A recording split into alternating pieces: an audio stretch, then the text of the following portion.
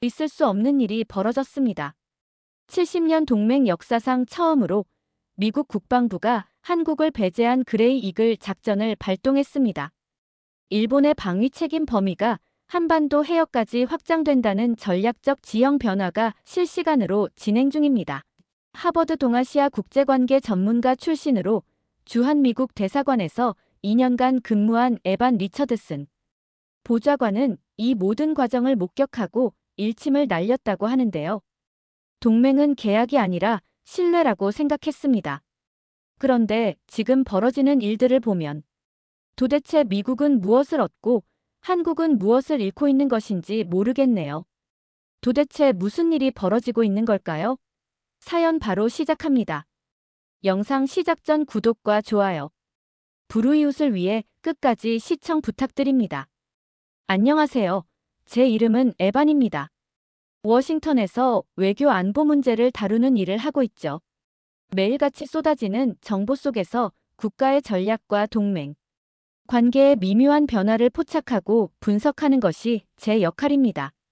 제가 지금부터 들려드릴 이야기는 바로 그 변화의 소용돌이 한가운데서 제가 직접 보고 겪었던 그리고 깊이 관여했던 숨막히는 기록입니다. 우린 그들을 제외하기로 했다. 이 한마디가 제 삶을, 아니, 어쩌면 한 나라의 운명을 뒤흔들 줄은 꿈에도 몰랐습니다. 그날 새벽, 귀청을 찢는 비상 호출벨이 아니었다면 평온했을 겁니다. 덜 깬 눈을 비비며 국회의사당으로 차를 몰았어요. 워싱턴 새벽 공기가 유난히 차갑게 느껴졌습니다. 뭔가 잘못되고 있다는 불길한 예감이 들었죠. 회의실 문을 여니 이미 몇몇 고위 관료들이 굳은 표정으로 앉아 있었습니다. 저 역시 자리에 앉자마자 브리핑이 시작됐죠. 아시아 순방 계획 최종 검토였습니다. 화면에 순방 도시 리스트가 떴습니다. 도쿄, 마닐라, 타이베이. 그런데 이상했습니다. 늘 당연하게 포함되었던 서울이라는 이름이 보이지 않았어요. 몇 번을 다시 봐도 없었습니다. 사실 회의 전부터 워싱턴 정가에서는 한국의 불안정한 국내 정치 상황이나 우리의 새로운 아시아 전략 구상과 보조를 맞추지 못하고 있다는 식의 불만 섞인 이야기들이 흘러나오고는 있었습니다. 설마 했지만 그게 현실이 될 줄이야. 회의실은 얼음물이라도 끼얹은 듯 싸늘하게 식었고 누구 하나 쉽사리 입을 열지 못했습니다. 외교 보좌관들은 마치 짝이라도 한 듯 침묵 속에서 서류에 서명했죠. 이미 정해진 결론에 도장을 찍는 기분이었습니다.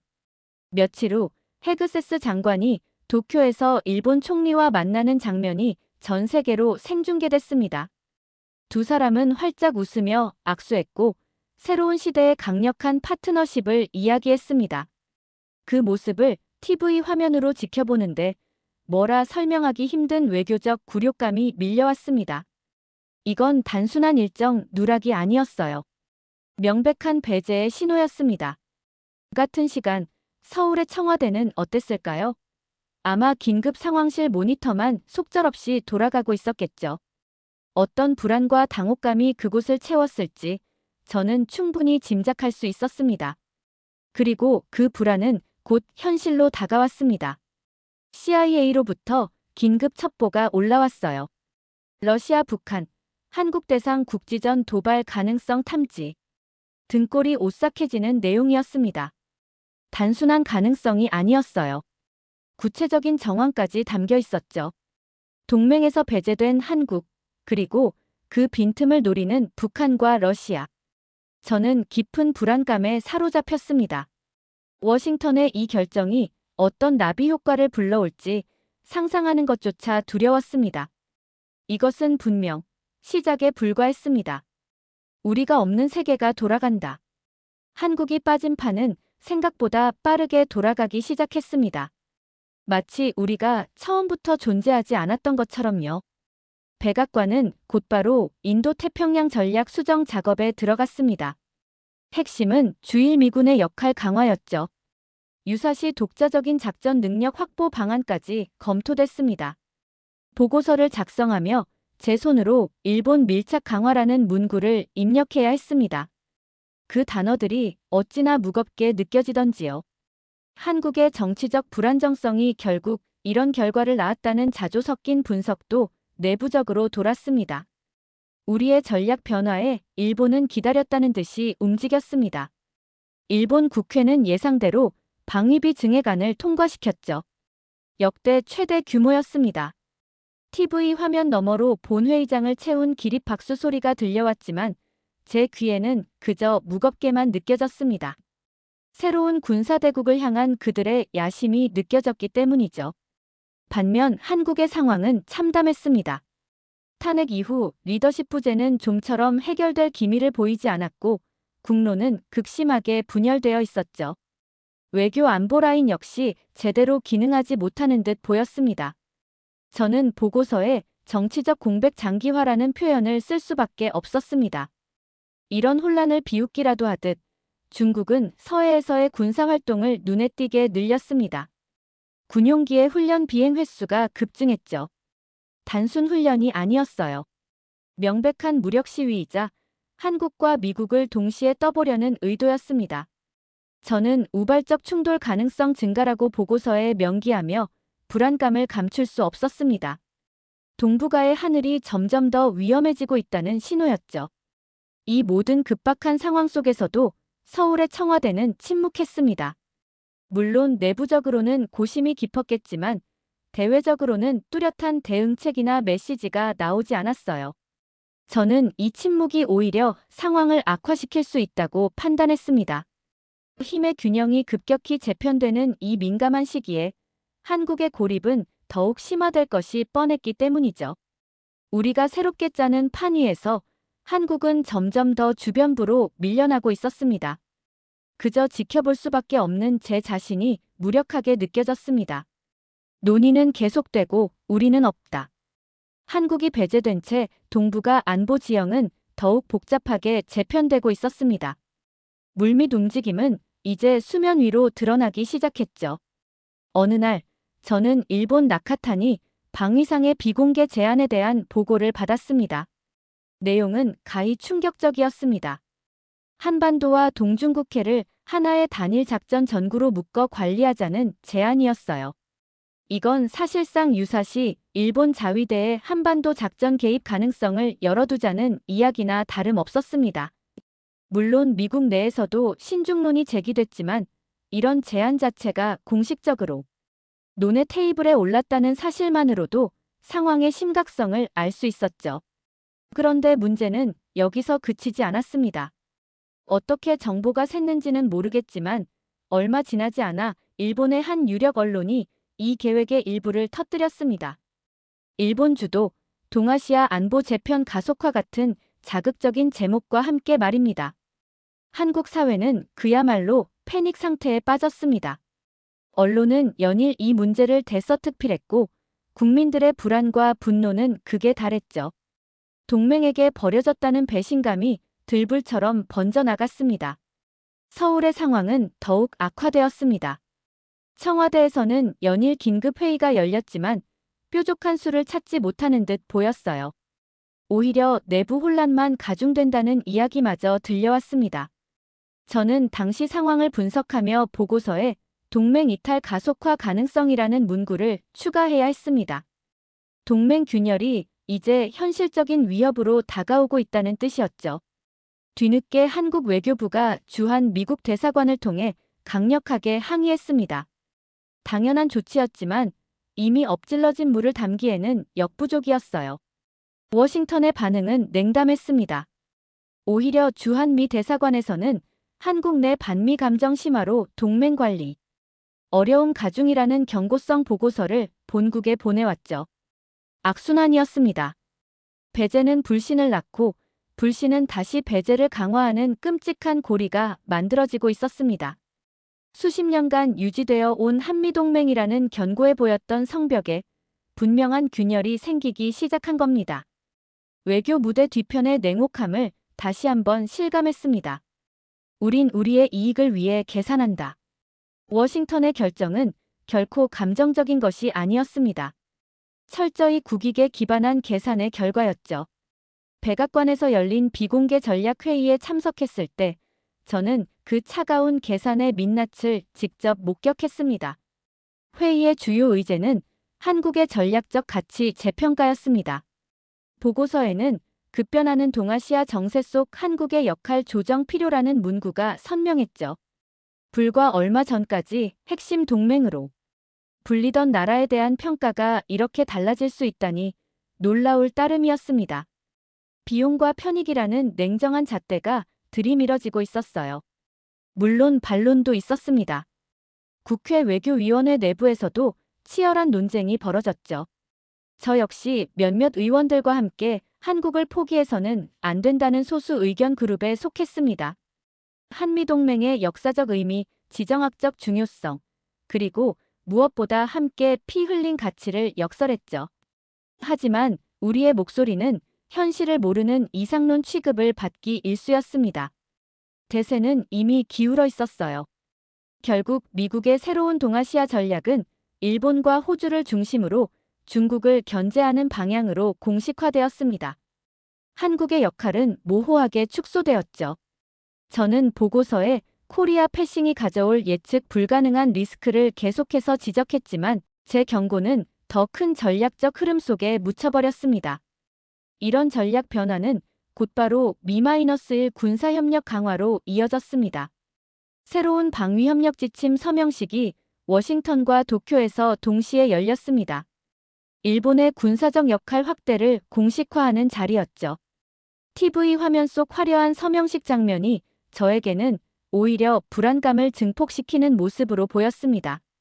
설상가상으로 타이완 해협의 긴장 수위는 하루가 다르게 높아졌습니다. 중국의 군사훈련 강도가 세졌고 미국 역시 동맹국들과 연합훈련으로 맞불을 놓았죠. 저는 이 불안정한 상황을 지켜보며 보고서의 제2의 위기, 즉 한반도에서의 예기치 못한 충돌 발발 위험이라는 문구를 추가했습니다. 모두가 타이완만 바라보는 사이 한반도에서 무슨 일이 벌어질지 모른다는 두려움 때문이었습니다. 미국의 계산은 냉정했지만 그 계산이 불러올 파장은 누구도 예측하기 어려웠습니다. 외교적 고립은 견딜 수 없는 무기다.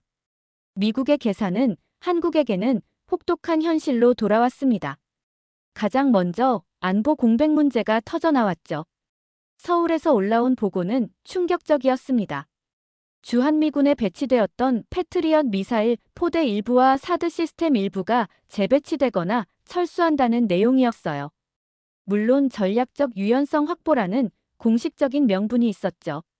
하지만 한국 측과의 협의는 형식적인 수준에 그쳤고 사실상 일방적인 통보나 다름없었습니다. 수도권 방공망에 구멍이 뚫린다는 의미였고 유사시 북한 미사일에 대한 핵심 방어 능력이 약화된다는 뜻이었습니다. 한국 국방부 내부에서도 비상이 걸렸다고 합니다. 긴급회의에서는 서방의 첨단 무기 지원 없이는 단독 방어가 불가능하다는 비관적인 보고까지 나왔다는 이야기가 들려왔죠. 수십 년간 유지된 한미 연합방위 체제의 근간이 흔들리는 순간이었습니다. 이런 상황을 비웃기라도 하듯 일본의 일부 언론들은 한국군 전력에 대한 조롱 섞인 기사를 쏟아냈습니다. 육군 중심의 한국군은 현대전에 무력하다. 미국 지원 없이는 껍데기뿐이라는 식의 자극적인 헤드라인들이었죠. 물론 과장된 측면이 있었겠지만 동맹, 균열이라는 현실 속에서 이런 목소리는 한국민들의 자존심에 깊은 상처를 냈습니다. 국내 여론은 들끓었습니다. 서울거리 인터뷰 영상에는 분노와 배신감이 가득했죠. 결국 또 이용만 당한 거다. 힘없으니 무시당하는 것 아니냐는 시민들의 목소리가 연일 보도되었습니다. 반미 감정과 함께 현 정부에 대한 비판 여론도 거세졌죠. 상황이 이 지경에 이르자 한국 정부 내부에서 극비리에 아주 민감한 논의가 시작되었다는 첩보가 들어왔습니다. 바로 독자적 핵무장 가능성 검토였습니다. 물론 공식 정책으로 추진된 건 아니었습니다. 어디까지나 내부 검토 수준이었죠. 하지만 동맹에 대한 불신과 안보 불안이 극에 달하면서 최후의 카드로 핵 개발을 만지작거린다는 사실 자체가 상황의 심각성을 보여주는 증거였습니다. 외교적 고립이라는 보이지 않는 무기가 한국 사회 전체를 깊은 분노와 절망의 구렁텅이로 몰아넣고 있었습니다. 새로운 강자가 탄생하고 있었다. 한국의 고립과 미국의 전략 변화는 일본에게는 날개를 달아준 격이었습니다. 그들은 기다렸다는 듯이 군사 대국화의 야망을 노골적으로 드러내기 시작했죠. 가장 상징적인 조치는 자위대 통합사령부 창설이었습니다. 육해공 자위대를 일사불란하게 지휘하며 독립적인 작전 능력을 갖추겠다는 선언이었어요. 과거 미일 동맹의 틀 안에서 보조적인 역할에 머물던 모습과는 완전히 달랐습니다. 일본의 영향력 확대는 자국 영토를 넘어섰습니다. 필리핀과 새로운 방위 협정을 체결하면서 남중국해에 일본 함대가 주둔할 길을 열었죠. 표면적으로는 중국 견제였지만 실질적으로는 동남아시아에서 일본의 군사적 존재감을 확실히 각인시키려는 의도였습니다. 경제 분야에서도 변화는 뚜렷했습니다. 일본의 방위 산업체들은 정부의 적극적인 지원 아래 해외 시장 개척에 열을 올렸습니다.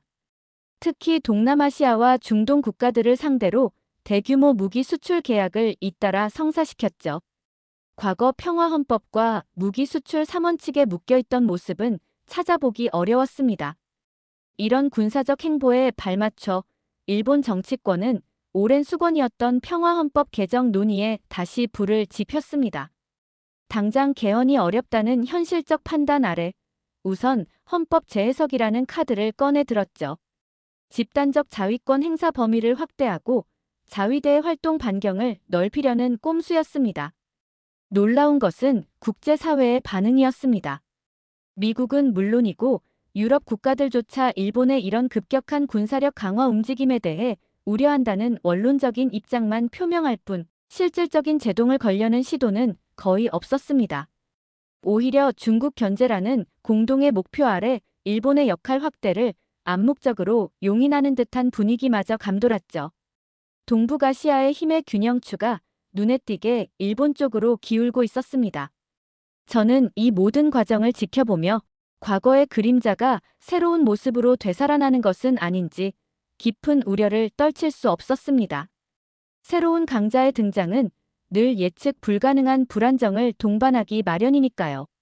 하나의 전선이 아니라 모든 전선이 깨어났다. 일본의 부상과 미국의 전략 변화는 동북아 전체를 거대한 화약고로 만들었습니다. 특히 타이완 해협의 긴장은 그야말로 살얼음판을 걷는 듯했죠.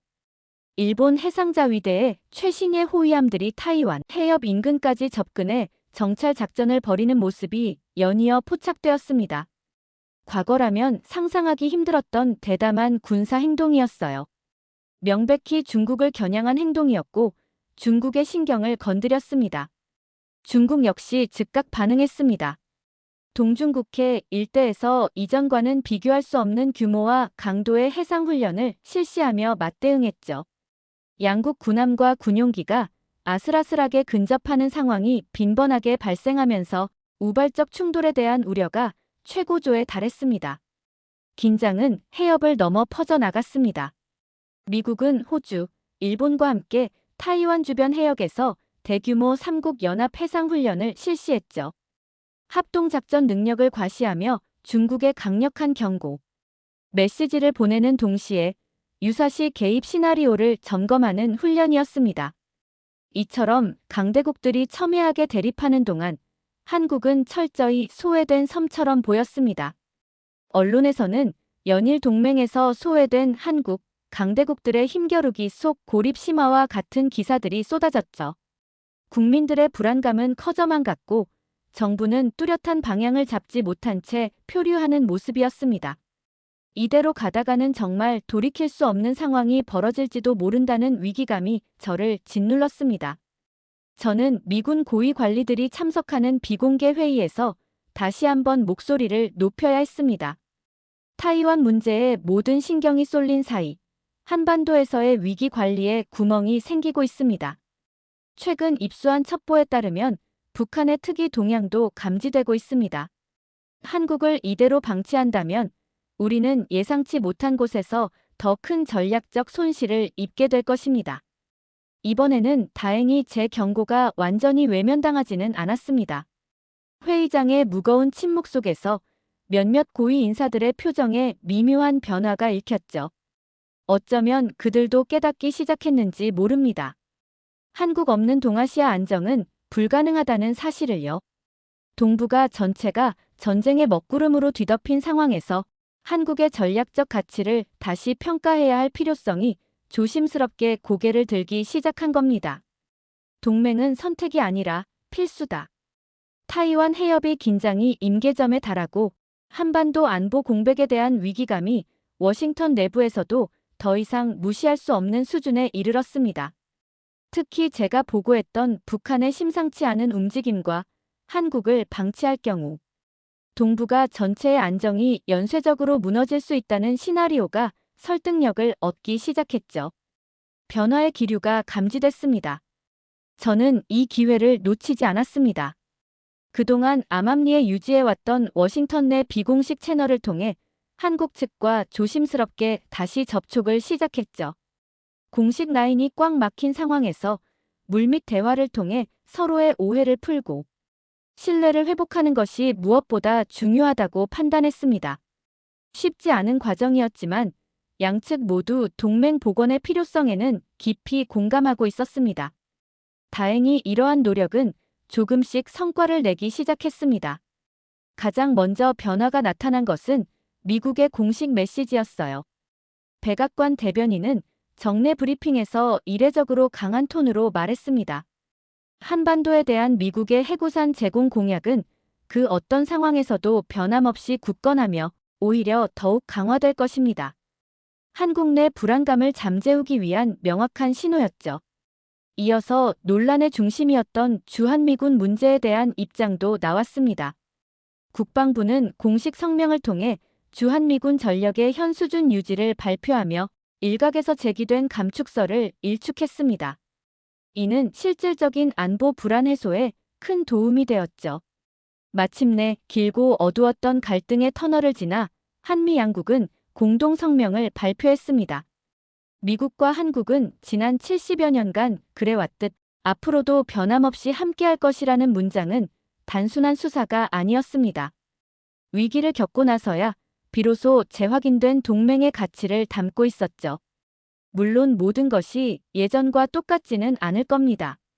한번 깨진 신뢰를 완전히 회복하기까지는 시간이 걸리겠죠. 하지만 최악의 파국은 피할 수 있었습니다. 모든 소동이 가라앉은 후 제 사무실 책상에 앉아 마지막 보고서를 정리했습니다. 지난 몇 달간의 숨가빴던 기록들을 넘기며 문득 떠오른 생각을 메모지에 적었습니다. 우리는 서로를 포기하지 않았다. 짧은 문장이었지만 그 안에는 값비싼 교훈이 담겨 있었습니다. 동맹은 결코 거저 주어지는 것이 아니며 끊임없는 소통과 노력, 그리고 때로는 위기를 통해 더욱 단단해질 수 있다는 사실을 말입니다. 이번 일을 통해 저는 그 진리를 다시 한번 뼈저리게 깨달았습니다. 사연자분께 전하고 싶은 말씀이 있으시면 댓글로 남겨주시면 전달해 드리겠습니다. 그러면 더욱 감동적인 다음 사연으로 넘어가겠습니다. 충격적인 일이 발생했습니다. 미국의 군사연구원이 올린 보고서가 큰 화제가 되고 있는데요. 연합사령관 아직 그야말로 난리가 난 상황입니다. 도대체 무슨 내용이 담겨 있는지 알아보겠습니다. 저는 데이지입니다. 미국 군사연구소에서 무인기와 사이버전 같은 현대 군사기술을 연구하는 사람이고, 제 남편 다니엘 하퍼 역시 군 장교로 복무하며 미군 전략을 분석하고 정책을 수립하는 일을 하고 있습니다. 우리는 언제나 미국이 세계에서 가장 강한 나라라고 믿어왔고, 그 믿음은 군인으로서, 연구원으로서 흔들릴 이유가 없었습니다. 특히 주한미군 문제에 있어서도 저희 부부는 확고한 입장을 가지고 있었습니다. 한국은 이제 스스로를 지킬 능력이 충분한 나라다. 그런데 왜 미국 납세자의 돈을 써가며 그곳에 미군을 주둔시켜야 하는 걸까? 우리는 이런 의문을 가졌고, 여러 자리에서 주한미군 철수론 동조하는 의견을 냈습니다. 국방산이 부족한 것도 아닌데 한국이라는 나라를 위해 이렇게까지 할 필요가 있을까? 남편은 보고서를 읽을 때마다 군 예산 지출 항목을 보며 고개를 갸웃거렸고, 저 역시 연구소 동료들에게 같은 이야기를 하곤 했습니다. 그런데 우리가 그렇게 믿어왔던 가치와 신념이 한순간에 송두리째 흔들려버리는 일이 생겼습니다. 그날 저녁 평소와 다를 것 없는 일상이었습니다. 주방에서는 저녁을 준비하는 소리가 들렸고 거실에서는 는 아이가 블록을 쌓으며 웃고 있었습니다. 남편은 노트북을 들여다보며 업무 자료를 검토하고 있었고요. 창밖으로는 노을이 지며 따뜻한 빛이 퍼지고 있었습니다. 평화롭고 익숙한 하루였죠. 그런데 그 순간 예상치 못한 일이 벌어졌습니다. 갑자기 거실에서 쿵 하는 소리가 들렸어요. 고개를 돌려보니 아이가 바닥에 쓰러져 있었습니다. 처음엔 단순히 넘어졌나 싶었어요. 하지만 아니었어요. 작은 몸이 경직된 채 심하게 떨리고 있었던 팔과 다리가 이상한 각도로 꺾이며 경련을 일으켰고 입에서는 하얀 거품이 흘러나왔습니다. 눈은 뒤집힌 채 초점을 잃고 있었고 얼굴빛은 점점 창백해지더니 이내 푸르스름하게 변해갔습니다. 그 순간 모든 것이 멈춘 듯한 기분이 들었습니다. 심장이 미친 듯이 뛰었고 손이 얼어붙은 것처럼 움직이지 않았습니다. 머릿속이 하얗게 질려버린 채 그대로 얼어붙고 말았지만 본능적으로 아이를 끌어안았습니다. 남편도 소리를 지르며 달려왔고 우리는 그 자리에서 어쩔 줄 몰라 하며 아이를 불러댔습니다. 단 몇 초의 순간이 몇 시간처럼 길게 느껴졌습니다. 몸이 마비된 듯 했지만 이내 정신을 차리고 병원으로 향했습니다. 응급실에 도착하자마자 아이는 의료진에게 넘겨졌습니다. 팔에 주사바늘이 꽂히고 산소 마스크가 씌워졌다 아르게 움직였습니다. 아이가 평소에 앓던 지병이 있나요? 이전에도 이런 증상이 있었나요? 혹시 가족력은 쏟아지는 질문들 속에서 우리는 아무런 대답도 하지 못했습니다. 우리 아이는 건강했어요. 태어나서 지금까지 단 한 번도 이런 적이 없었습니다. 그런데 갑자기 이런 일이 벌어진 겁니다. 그날 이후 우리는 수많은 병원을 전전해야 했습니다. 처음 병원에서는 단순한 발작을 수도 있다며 지켜보자고 했지만 제 본능은 이게 그렇게 간단한 문제가 아니라는 걸 경고하고 있었습니다. 그리고 불길한 예감은 적중했습니다. 아이는 몇 주 사이에 또다시 발작을 일으켰고 그때마다 우리는 다시 병원으로 향해야 했습니다. MRI, 전기 뇌파 검사까지 할 수 있는 모든 검사를 진행했지만 결과는 늘 같았죠. 의사들은 명확한 원인을 찾기 어렵다거나 일시적인 증상일 수도 있다고 말했죠. 누군가는 난치성 뇌 질환일 가능성도 있다고 했어요. 그 누구도 확실한 답을 주지 않았고 우리는 점점 더 절망으로 빠져들었습니다. 그렇게 병원을 전전하던 어느 날 미국의 유명한 신경과 전문의에게 검사 결과를 듣던 날이었죠. 그리고 그날 우리는 우리가 가장 두려워했던 이야기를 듣게 되었습니다. 의사는 조심스럽게 말을 꺼냈습니다. 아이의 상태가 난치성 뇌전증의 가능성이 큽니다. 그 말을 듣는 순간 마치 심장이 덜컥 내려앉는 것 같았습니다. 도저히 손이 떨려 집중할 수가 없었고 의사는 차분한 목소리로 설명을 이어갔습니다. 난치성 간질로 확진될 경우 약물치료가 듣지 않을 가능성이 높고 장기적인 재활과 치료가 필요할 수도 있다고 했죠. 그런데 무엇보다 치료 비용이 어마어마할 것이라는 얘기를 덧붙였어요. 그 순간 온몸이 얼어붙었습니다. 치료 비용에 대한 얘기가 머릿속을 맴돌며 다시 울려 퍼졌습니다. 의사는 미국 내 의료 시스템에 대해 잘 알고 있었습니다. 난치성으로 분류될 경우 의료보험 적용이 제한적이기 때문에 사실상 우리가 감당해야 할 비용이 천문학적인 수준이 될 것이라고 했습니다. 입원과 재활, 치료에 약물 치료와 정밀 검사까지 그 모든 비용을 합치면 집한 체감보다 더 나올 수도 있다는 얘기였습니다. 그 순간 깨달았습니다. 미국에서 살아온 우리는 철저하게 돈이 없으면 치료도 받을 수 없는 나라에서 살고 있었다는 것을 일단은 알겠다고 하고 집으로 돌아왔고 남편과 가진 돈을 모두 계산해봤지만 한숨뿐이었어요. 이걸로는 부족해도 한참 부족할 수밖에 없겠다는 생각을 하게 됐죠. 그렇게 저희는 소극적인 치료, 남아 시작하게 됐고 이 문제를 해결할 돌파구를 찾고 있었습니다. 그러던 중 오랜만에 부부 동료들과 저녁 식사를 하기로 했어요. 미리 약속을 해둔 터라 아이 핑계로 미루기엔 어려웠습니다. 평소에도 친하게 지내던 사람이었고 서로 가족 이야기나 군 생활에 대한 이야기를 편하게 나누는 사이였죠.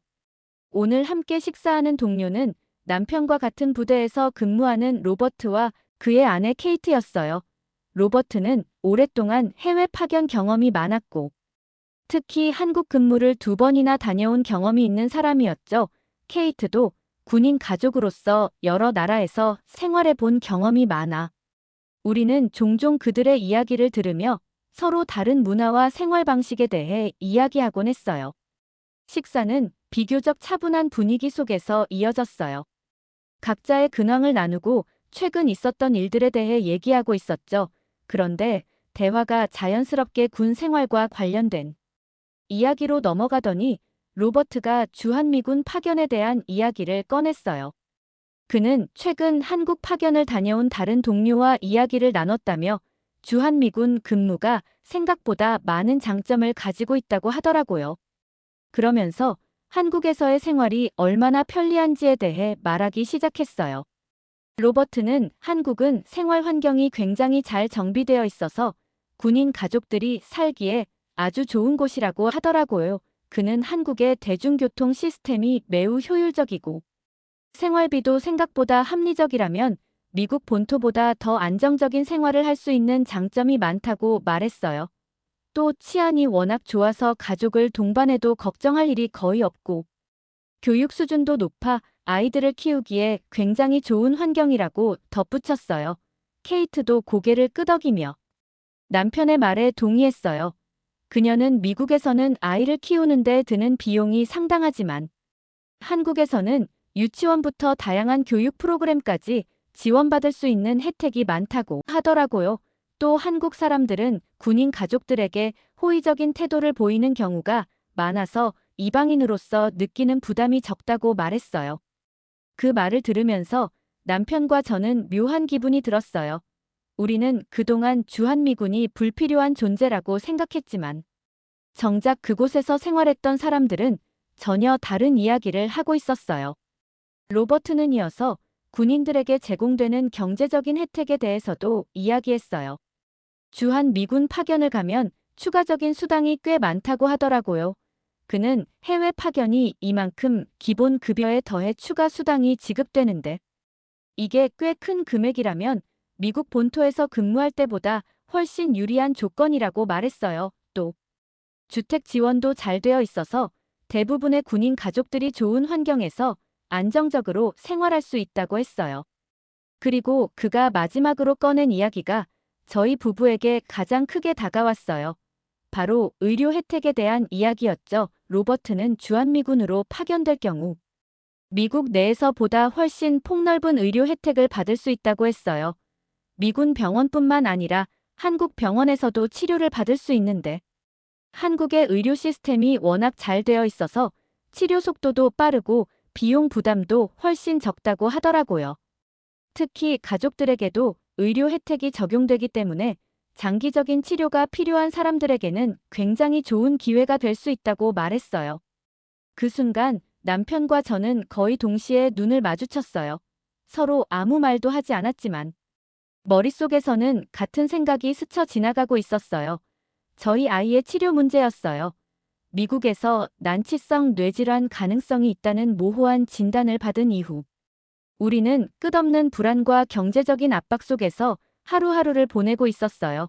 만약 로버트의 말이 사실이라면 한국 파견을 통해 우리 아이의 치료비를 상당 부분 해결할 수 있을지도 몰랐어요. 식사가 끝나고 동료 부부가 돌아가자 남편과 저는 한동안 말없이 앉아 있었어요. 그저 조용히 서로를 바라보며 깊은 생각에 잠겨 있었죠. 결국 남편이 먼저 입을 열었어요.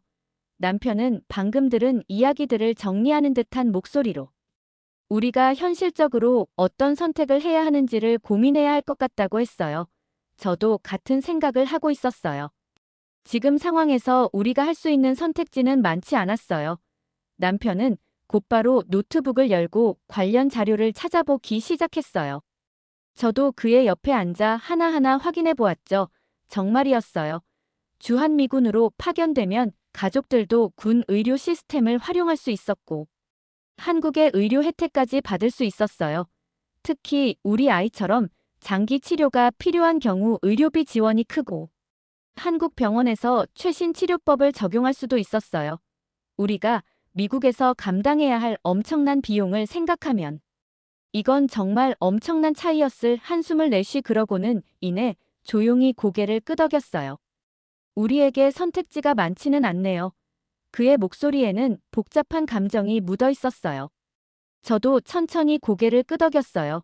사실 한국 파견을 선택하는 건 우리가 원하던 방향이 아니었어요. 우리가 그렇게 반대했던 주한미군 정책의 일부가 되는 거였어요. 하지만 우리 아이를 살릴 수 있다면 다른 것들은 더 이상 중요하지 않았어요. 그날 밤 우리는 한국 파견 신청서를 작성했어. 서명을 마친 후 문서를 바라보는 동안 마음이 너무 복잡했어요. 하지만 한 가지는 확실했고 이건 우리가 선택한 길이 아니라 우리가 가야만 하는 길이라는 것이라는 걸요. 비행기가 한국 땅에 착륙하자마자 창밖을 바라봤어요. 한참 동안 머릿속이 복잡했고 한때는 주한미군 주둔을 세금 낭비라고 생각했던 제가 이제는 그 주한미군 시설 안에서 생활하게 되다니 아이의 치료를 위해 어쩔 수 없는 선택이었지만 마음 한 구석에서는 여전히 결정이 썩 달갑지 않았어요. 남편 다니엘도 말이 없었어요. 아마 저와 같은 생각을 하고 있었겠죠.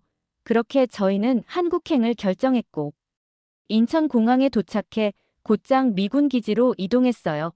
차량이 기지로 들어서자 거대한 시설들이 하나둘 눈에 들어왔죠. 깔끔하게 정돈된 도로, 견고한 건물들, 곳곳에 배치된 미군 차량과 최신 장비들까지. 이 정도 규모라면 건설과 유지 비용이 엄청나게 들었을 거라는 생각이 들었어요. 기지 내부를 둘러보면서 속으로 이렇게 중얼거렸어요. 이렇게 먼 나라에 이렇게 거대한 미군 시설을 만들어 놓다니. 역시 돈 낭비가 심한의 거대한 철문을 지나고 나서야 확실히 실감했어요. 미국 세금이 여기로 막 쏟아지는구나 싶었습니다. 숙소에 도착하자마자 짐을 풀 새도 없이 일정이 시작됐어요. 저는 연구실 배정을 받으러 가야 했고 남편은 부대에서 업무 인수인계를 해야 했어요. 한국에 도착한 첫날부터 더 분주한 일정에 치이며 몸과 마음이 지칠 대로 지쳤어요. 저는 연구실 담당자를 만나 서류 작업을 진행했는데 행정 절차가 예상보다 훨씬 길고 복잡했어요. 연구실 배치 문제로 여기저기 연락을 돌려야 했고 실험 장비 반입 문제까지 겹쳐서 머리가 지끈거렸다 이었어요. 그는 부대에서 끝없는 서류 작업과 교육 프로그램에 치이면서 피로가 누적됐던 첫날부터 이렇게 바쁘게 돌아갈 줄은 몰랐어요. 며칠 뒤 남편이 기지 근처 마을 순찰과 협력 행사에 참여하게 됐어요. 원래는 마을 치안 점검 정도로 생각하고 갔다고 하더라고요. 그런데 거기서 한국에서 2년간 생활했던 미군을 만났어요. 그 미군은 한국 생활에 완전히 적응한 듯한 모습이었어요. 그는 남편에게 한국이 얼마나 살기 좋은 곳인지 설명하기 시작했어요. 그는 한국에서는 24시간 언제든지 편의점에서 필요한 걸 살 수 있고 배달 서비스가 미국보다 훨씬 편리하다고 말했어요. 휴대폰 하나만 있으면 음식부터 생필품까지 모두 주문할 수 있고 배송도 믿기 힘들 정도로 빠르다고 하더라고요. 남편이 미국에도 배달 서비스가 있긴 하지만 그렇게까지 편리하지 않지 않느냐고 묻자 그는 한국의 시스템은 차원이 다르다며 웃었어요. 그 미군은 한국 생활에 완전히 만족하고 있었어요. 그는 미국으로 돌아가고 싶지 않다는 말을 하더라고요. 한국이 너무 편해서 미국에 가면 오히려 불편할 것 같다는 말도 했어요. 처음엔 농담인 줄 알았는데 표정을 보니 진심 같았어요. 남편은 그 말을 듣고 꽤 놀란 듯 했어요. 한때는 한국에서의 미군 생활을 회의적으로 생각했던 사람이었는데 이제는 한국을 떠나고 싶지 않다는 사람을 직접 보게 된 거죠. 며칠 후 남편은 평택 미군 기지를 둘러보게 됐어요. 그는 시설의 최신화 수준에 놀랐어요. 기지 내 편의 시설도 잘 정비돼 있었고 훈련 시설과 장비 보관소도 최첨단 시스템으로 관리되고 있었어요. 남편은 처음에는 역시 여기에 엄청난 돈이 들어갔겠지 생각을 했다고 하더라고요. 그런데 기지 내 한 관계자와 이야기를 나누면서 충격을 받았어요. 그 관계자는 한국이 기지를 짓는데 상당한 비용을 분담했다 말했어요. 남편은 처음엔 믿기지 않는다는 표정을 지었어요. 그동안 주한미군 주둔은 미국이 막대한 세금을 써가며 유지하는 것이라고 생각했거든요. 그런데 한국이 실질적으로 더 많은 돈을 부담하고 있었다니 그는 그 자리에서 다시 한번 확인했어요. 그러자 관계자는 한국이 상당한 비용을 부담한 게 맞다고 확실하게 말해주더라고요. 그 말을 듣고 남편은 무언가 크게 깨달은 듯한 표정을 지었어요. 한국에 오기 전까지만 해도 주한미군은 미국이 일방적으로 돈을 쓰면서 유지하는 곳이라고 생각했어요. 그런데 그게 아니라 한국이 실질적으로 훨씬 많은 비율 내고 있었다는 사실을 처음 알게 된 거죠. 그는 그제야 주한미군이 단순히 미국의 군사 전략만을 위한 것이 아니라 한국과의 협력 속에서 운영되고 있다는 걸 실감하게 됐어요. 이 사실을 알게 된 이후에도 남편과 저는 여전히 복잡한 감정을 가지고 있었어요. 한국에서의 생활이 의외로 편리하다는 점도, 주한미군이 우리가 생각했던 것과는 다르게 운영되고 있다는 점도 모두 예상 밖의 일이었어요. 그런데 기지 생활에 적응할 틈도 없이 예상치 못한 일이 벌어졌어요.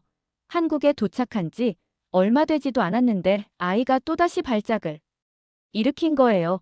처음 미국에서 발작을 경험했을 때보다도 더 심해 보였어요. 작은 몸이 격렬하게 떨리고 얼굴은 점점 창백해지면서 숨소리도 불규칙해요. 순간적으로 머릿속이 새하얘져 남편도 손을 떨며 아이를 안아들었고 저는 급히 기지의 응급지원팀에 연락했어요. 미국에서는 응급실로 가려면 최소한 몇몇 가지 절차를 거쳐야 했지만 여기는 예상보다 훨씬 빠르게 움직였어요. 몇 마디 설명을 하자마자 바로 구급 차량이 출발했고 우리는 곧장 인근 협력병원으로 이송됐고 자, 의료진이 아이를 들것에 눕히고 신속하게 검사실로 옮겼어요. 정신없이 따라가면서도 한편으로는 놀랐어요. 미국 병원에서는 응급실에 도착하고 나서도 한참을 대기해야 했고 서류 작업도 끝없이 해야 했는데 여기서는 그런 과정 없이 곧바로 검사에 들어갔어요. 하지만 그 순간 이런 차이점을 신기해할 겨를도 없었어요. 제 머릿속에는 오직 아이의 상태뿐이었어요. 의료진이 아이의 상태를 설명해주고 있었지만 귀에 잘 들어오지 않았어요. 머리가 어지러웠고 심장이 미친 듯이 뛰었어요. 남편도 한마디도 하지 못한 채 굳어 있었어요. 시간이 얼마나 지났을까? 의료진이 우리를 부르더니 정밀 검사를 진행해야 한다고 했는데 모든 검사가 빠르게 진행했어요. 대기하는 동안 병원 벽을 멍하니 바라보면서 미국에서의 기억이 떠올랐어요. 그곳에서는 병원을 전전하며 검사 하나를 봐도 몇 주씩 걸렸거든요. 그런데 여기서는 이렇게 빨리 진행된다는 게 믿기지 않았어요. 하지만 그때는 그런 걸 생각할 여유조차 없었어요. 아이가 얼마나 심한 상태인지, 앞으로 어떤 일이 벌어질지 그것만이 중요했어요. 얼마 후 검사 결과를 들을 수 있었어요. 소아신경과 전문의가 결과를 설명해줬어요. 그는 아이가 단순한 난치성 뇌질환이 아니라 특정 병소가 파악되는 뇌전증을 가능성이 높다고 하더라고요. 그러면서 그 병소의 위치를 찾아 수술하는 방법을 쓴 뒤 치료를 병행하면 발작을 억제할 수 있고 완치가 가능할지도 모른다고 말이죠. 그 말을 듣는 순간 머릿속이 혼란스러웠고 남편은 깊은 한숨을 내쉬며 고개를 들었어요. 그는 의료진에게 차분한 목소리로 물었어요. 미국에서는 난치성 뇌질환일 가능성이 높다고 했는데 치료가 가능할 수도 있다는 말씀이신가요? 그러자 의사는 그렇다고 했어요. 정확한 진단을 위해 추가 검사를 진행해야 하지만 미국에서 말했던 것처럼 무조건 난치병으로 봐야 하는 것은 아니라고 했어요. 그 순간 제 머릿속이 복잡해졌어요. 미국에서는 이 병이 평생 관리해야 하는 난치병이라고 했어요. 그런데 한국에서는 치료가 가능하다고 말했어요. 이게 대체 무슨 뜻일까요? 우리가 미국에서 받은 진단이 잘못된 거였을까요? 아니면 한국 의료진이 다른 시각으로 접근하고 있는 걸까요? 의심과 놀라움이 뒤섞이며 머릿속이 복잡해졌어요. 남편도 저와 같은 생각을 하고 있는 것 같았어요. 그는 의료진을 바라보다가 다시 천천히 물었어요. 정말 완치 가능성이 있다는 건가요? 그러자 의사는 확신에 찬 목소리로 말했어요. 병소가 특정된 경우 수술을 통해 발작을 억제하거나 없앨 가능성이 높다고요. 아직 추가 검사가 필요하지만 미국에서 단정적으로 말했던 것처럼 불가능한 것이 아니라고 했어요. 그 말을 듣고 나니 감정이 복잡해졌어요. 미국에서 얼마나 많은 병원을 전전했지만 난치성 질환일 가능성이 높다며 막대한 의료비를 감당할 준비를 하라고 했던 미국 의사들의 말이 생각났어요. 그런데 여기서는 치료 방법이 있을 수도 있다고 했어요. 도대체 왜 미국에서는 이런 가능성조차 이야기해주지 않았던 걸까? 의문이었습니다. 남편은 고개를 숙인 채 한참을 말이 없었어요. 그러더니 조용히 한마디 했어요. 미국에서 오진을 할 수도 있겠다는 얘기 꺼냈죠.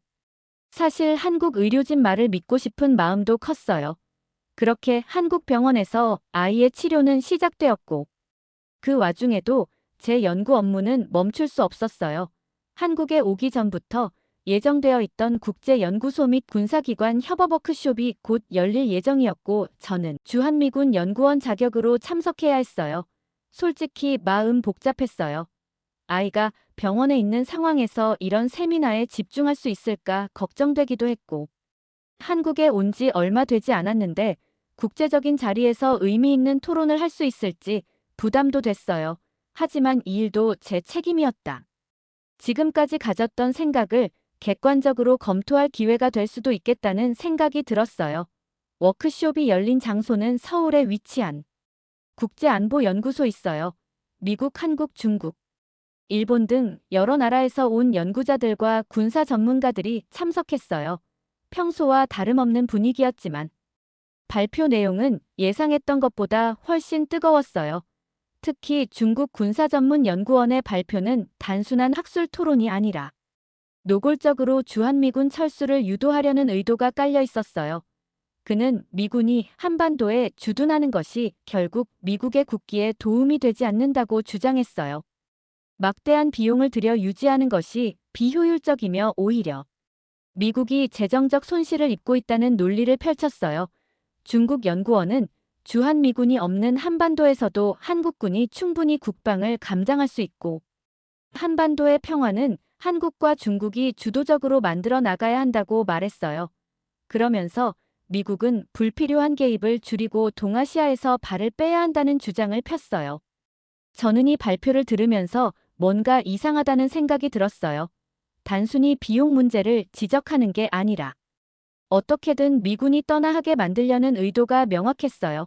중국 연구원의 발표가 끝나자 한국 측 연구원이 차분한 목소리로 반박을 시작했어요. 그는 한국이 주한미군 없이도 충분히 자국 방어를 할 수 있다는 주장에 동의한다며 말문을 열었어요. 이 말을 듣고 순간 놀랐어요. 한국 연구원이 미국의 필요성을 반박하는 건가 싶었죠. 하지만 그의 말은 예상과는 달랐어요. 그는 한국군이 상당한 수준의 첨단 군사력을 보유하고 있으며 자체적인 방어 시스템을 구축하고 있기 때문에 단순히 미군이 없다고 안보가 무너지는 것은 아니라는 점을 강조했어요. 그리고 이어서 중국이 한 가지 중요한 사실을 간과하고 있다고 덧붙였어요. 그는 중국이 주한미군 철수를 유도하면서 한 가지 중요한 오판을 하고 있다고 했어요. 미군이 철수한다고 해서 한국이 군사적으로 약해지는 것이 아니라 오히려 그 빈자리를 한국이 채우게 된다는 거였어요. 즉 주한미군이 철수하면 한반도에서의 패권이 미국에서 한국으로 넘어가는 것뿐이지 중국이 원하는 방향으로 흘러가는 게 아니라는 거였어요. 그러면서 그는 한국의 국방력이 단순히 미국에 의존하는 것이 아니라 자체적인 첨단 무기 개발과 전략적 방어 체계를 구축하는데 많은 노력을 기울이고 있다고 설명했어요. 그는 미국이 철수하면 동아시아의 안보 균형이 깨지는 것이 아니라 오히려 한국이 이 지역에서 강력한 군사적 영향력을 가지게 될 것이라고 말했죠. 그리고 이는 미국에도 손해라고 했어요. 왜냐하면 동아시아에서 미군이 철수한 후에도 미국이 이 지역에서의 영향력을 유지하려면 더 많은 비용을 들여야 하고 나중에 다시 개입하려는 더 어려운 외교적 상황에 놓이게 되기 때문이라고 했어요. 저는 그 말을 들으면서 머릿속이 복잡해졌어요. 그동안 저는 주한미군이 미국의 군사적 부담을 가중시키고 비효율적인 예산 낭비를 초래한다고 생각했어요. 그런데 한국연구원의 설명을 듣고 보니 만약 미군이 철수한다면 미국이 오히려 더 많은 비용을 들여야 한다는 논리가 이해되기 시작했어요. 즉, 지금의 주한미군 주둔이 장기적으로 보면 미국의 전략적 이익에도 부합한다는 거였어요. 세미나가 끝난 후 저는 한국과 미국이 공동으로 연구한 자료를 검토했어야 한미동맹의 전략적 가치에 대한 보고서였다 아는 것이 단순한 비용 문제가 아니라 동아시아 전체의 안정을 유지하는 중요한 역할을 한다는 점이 강조되어 있었어요. 그리고 만약 미군이 철수할 경우 예상보다 훨씬 더 큰 재정적 부담이 미국에 돌아간다는 분석도 포함되어 있었어요. 저는 연구 자료를 읽으면서 점점 더 확신이 들었어요. 주한미군이 단순히 한국을 보호하기 위해 존재하는 것이 아니라 미국의 세계 전략에서도 중요한 역할을 하고 있다는 사실을요. 만약 미군이 철수하면 미국은 이후 더 많은 비용과 시간을 들여 이 지역의 불안정을 해결해야 할 가능성이 높아지는 거였어요.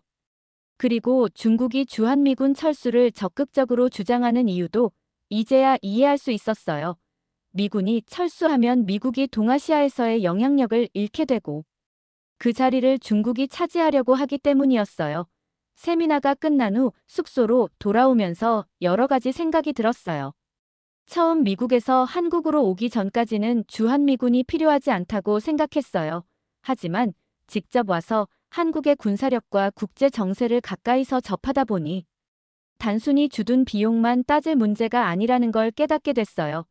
그리고 무엇보다 이곳에 있는 미군이 단순한 한국을 위한 군대가 아니라 미국의 이익을 위한 중요한 전략적 자산이라는 사실을 이제야 제대로 이해하게 됐어요. 이제 제 머릿속에서는 하나의 확신이 자리 잡기 시작했어요. 그동안 우리는 주한미군 주둔을 두고 미국의 일방적인 희생이라고 생각했지만 실제로는 이 동맹이 미국에도 큰 이익이 된다는 점을 간과하고 있었던 거죠. 주한미군이 단순한 부담이 아니라 장기적으로 미국이 더 큰 비용을 들이지 않기 위한 투자라는 걸 알게 됐어요. 그리고 이걸 깨닫게 된 순간 제 안에서 오랫동안 자리 잡고 있던 주한미군에 대한 인식이 조금씩 변하기 시작했어요. 그 사이 아이의 치료가 진행되고 있었고 처음엔 긴가민가했어요. 아이가 잘 회복할 수 있을지, 정말로 발작이 줄어들지, 혹시라도 다시 같은 고통을 겪게 되지는 않을지 모든 게 불안했어요. 하지만 몇 주가 지나면서 변화가 분명하게 보이기 시작했어요. 아이가 예전처럼 침대에서 경련을 일으키며 고통스러워하던 모습은 사라졌고 재활치료도 빠르게 진행됐어요. 처음에는 혹시 일시적인 호전 일시기가 정기 검진 결과를 보면서 점점 더 희망적인 말이 나오기 시작했어요. 얼마 후 우리는 가장 기다렸던 순간을 맞이했을 주치의가 우리를 병실로 불렀어요. 그는 아이의 최신 검사 결과를 보며 확신에 찬 목소리로 말했어요. 아이의 상태가 아주 안정적이고 재활 프로그램 결과도 좋아서 정상적인 생활이 가능할 것 같다고요. 그리고 덧붙였어요. 수술과 치료가 성공적으로 진행되어 사실상 완치 판정을 내려도 될 정도라고. 그 말을 듣는 순간 가슴이 벅차 올랐어요. 남편 다니엘은 아무 말도 하지 못한 채 고개를 숙였어. 그의 어깨가 미세하게 떨리고 있었어요. 저도 손으로 입을 가린 채 한동안 아무런 말도 할 수 없었어요. 미국에서는 평생 약물 치료가 필요할 거라고 했어요. 우리는 그 말이 사실이라고 믿었어요. 하지만 한국에서는 완치 가능성이 있다고 했고 결국 그 말이 맞았어요. 미국에서 받았던 진단이 틀렸다는 걸 다시 한번 확인하는 순간이었어요. 병실을 나와 복도를 걸으면서도 감정이 가라앉지 않았어요. 아이가 병실 침대에 앉아 장난감을 만지작거리는 모습을 보면서도 믿기지 않았어요. 몇 달 전만 해도 아이가 평생을 병원에 의존하며 살아야 할지도 모른다고 생각했는데, 이제는 정상적인 생활을 할 수 있다는 말을 듣게 되다니.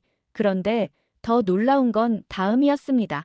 며칠 후 우리는 병원비 정산을 위해 계산서를 받았어요. 솔직히 말하면 비용이 얼마나 나올지 걱정이 컸어요. 아무리 주한미군 파견 혜택이 있다 하더라도 난치성 질환 치료에 들어간 비용은 미국에서도 천문학적인 수준이었으니까요. 그런데 계산서를 본 순간 우리는 또다시 충격을 받았어요. 남편이 먼저 서류를 들여다보더니 믿기지 않는다는 듯이 눈을 크게 떴어요. 어떻게 비용이 이것밖에 나오지 않냐며 놀라더라고요. 저도 그의 손에서 서류를 받아 확인했어요. 예상했던 금액보다 훨씬 적었어요. 미국에서 같은 치료를 받았다면 보험을 적용해도 수천만 달러가 들었을 거예요. 하지만 여기서는 주한미군 의료 지원, 한국 의료보험 혜택 그리고 한국 정부와의 협력 덕분에 실제 부담 금액이 믿기 힘들 정도로 낮았어요. 단순히 기지 건설이나 주둔 비용뿐만 아니라 이런 의료 지원에서도 한국이 큰 역할을 하고 있다는 사실이 눈앞에서 증명되는 셈이었죠. 남편은 한동안 계산서를 들여다보더니 천천히 말했어요. 우리가 주한미군의 필요성을 비판할 때는 주둔 비용만 생각했지. 이런 실제 복지와 의료 지원 효과는 전혀 몰랐다고요. 그는 깊은 한숨을 내쉬었다. 그리고는 고개를 숙인 채 덧붙였어요. 과거 자신이 주한미군은 세금 낭비라고 비난했던 게 부끄럽게 느껴진다고. 저도 같은 생각이었어요. 처음 한국에 오기 전까지는 주한미군은 미국의 부담이며 불필요한 지출이라고 생각했어요. 그런데 지금 우리가 이렇게 아이를 치료할 수 있었던 것도 우리가 받을 수 있었던 혜택도 모두 주한미군이 있었기에 가능했던 일이었어요. 그리고 우리가 그렇게 반대했던 주한미군을 통해 파견 수당을 받고 의료 지원 혜택을 받으며 아이를 고친 셈이었어요. 한국에서 직접 경험한 것들이 하나씩 정리되면서 그동안 제가 얼마나 단편적으로만 상황을 봐왔는지 깨닫게 됐어요. 연구원으로서 객관적인 자료를 분석해온 사람이었는데 정작 중요한 현실을 놓치고 있었던 거죠. 그래서 저는 제 연구 결과를 바탕으로 보고서를 작성하기 시작했어요. 주한미군의 전략적 필요성을 강조하면서 오히려 방위비 분담금을 미국이 전액 부담해야 한다는 주장을 펼친 거예요. 한국이 지금까지 얼마나 많은 비용을 부담해 왔는지, 그리고 주한미군이 철수할 경우 미국이 치러야 할 대가가 얼마나 큰지 수치와 자료를 바탕으로 정리했어요. 더 많은 미국인들이 주한미군 주둔에 대한 실상을 알길 바랍니다.